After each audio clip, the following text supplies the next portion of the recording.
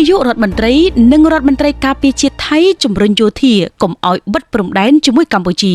នាយករដ្ឋមន្ត្រីថៃលោកស្រីផែថងថានឈីណាវ៉ាន់និងឧបនាយករដ្ឋមន្ត្រីនិងជារដ្ឋមន្ត្រីការពារជាតិលោកភូមិធម្មវិជ្ជឆៃជំរុញយោធាកុំឲ្យបិទព្រំដែនដោយលើកឡើងពីកង្វល់សេដ្ឋកិច្ចជំវិញការរំខានពាណិជ្ជកម្មឆ្លងព្រំដែន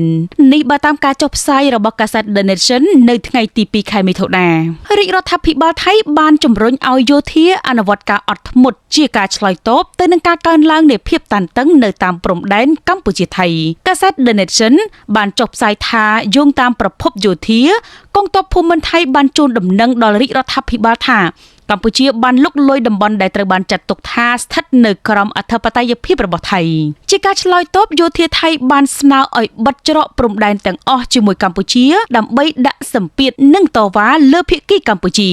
សូមជម្រាបកន្លែងនេះបន្តិចថាបន្ទាប់ពីផ្ទុះអាវុធរវាងកងទ័ពកម្ពុជាថៃកងទ័ពកម្ពុជាម្នាក់បានបាត់បង់ជីវិតក្រសួងការពារជាតិកម្ពុជាប្រកាសថាកងទ័ពថៃជាអ្នកចូលមកដល់លេនដ្ឋានកងទ័ពកម្ពុជានិងបានបាញ់ប្រហារមុនមកលើកងទ័ពកម្ពុជាជាមួយគ្នានេះក្រសួងការបរទេសកម្ពុជាបានធ្វើកំណត់ទូតផ្ញើទៅស្ថានទូតថៃប្រចាំកម្ពុជាដើម្បីទាមទារឲ្យភាគីថៃស៊ើបអង្កេតជាបន្ទាន់និងហ្មត់ចត់លើហេតុការណ៍ផ្ទុះអាវុធបណ្ដាលឲ្យកងទ័ពកម្ពុជាម្នាក់បាត់បង់ជីវិតហើយបុគ្គលខាងភាគីថៃដែលជាប់ពាក់ព័ន្ធនឹងអំពើបាញ់ប្រហារនេះត្រូវតែនាំមកផ្ដន្ទាទោសតាមច្បាប់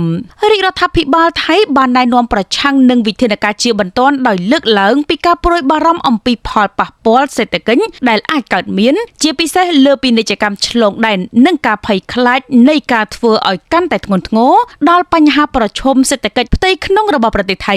រាជរដ្ឋាភិបាលថៃបានសង្កត់ធ្ងន់លើសារៈសំខាន់នៃដំណោះស្រាយការទូតជាពិសេសជាមួយនឹងកិច្ចប្រជុំគណៈកម្មាធិការព្រំដែនចម្រុះកម្ពុជាថៃដែលហៅកាត់ថា JBC ដែលក្រុងនឹងធ្វើនៅពាក់កណ្ដាលខែមិថុនានេះប្រភពបានបង្ហើបថាបន្ទាប់ពីមានសេចក្តីរាយការណ៍អំពីការបិទព្រំដែនដ៏មានសក្តានុពលរបស់ប្រទេសថៃរួចមកឧបនាយករដ្ឋមន្ត្រីនិងជារដ្ឋមន្ត្រីក្រសួងការពារជាតិកម្ពុជានាយឧត្តមសេនីយ៍ទាសីហាបានទូរស័ព្ទផ្ទាល់ទៅកាន់ឧបនាយករដ្ឋមន្ត្រីនិងជារដ្ឋមន្ត្រីក្រសួងការពារជាតិថៃលោកភូមិធម្មដើម្បីសុំកុំឲ្យថៃបិទព្រំដែនលើសពីនេះទៅទៀតលោកស្រីផែថងថានបានណែនាំលោកភូមិធម្មឲ្យចូលរួមការសន្ទនាដោយផ្ទាល់ជាមួយយោធាដើម្បីពង្រឹងជំហររបស់រាជរដ្ឋាភិបាលចំពោះវិធីសាស្ត្រកើតទុននេះបើតាមការចុះផ្សាយរបស់កាសែត The Nation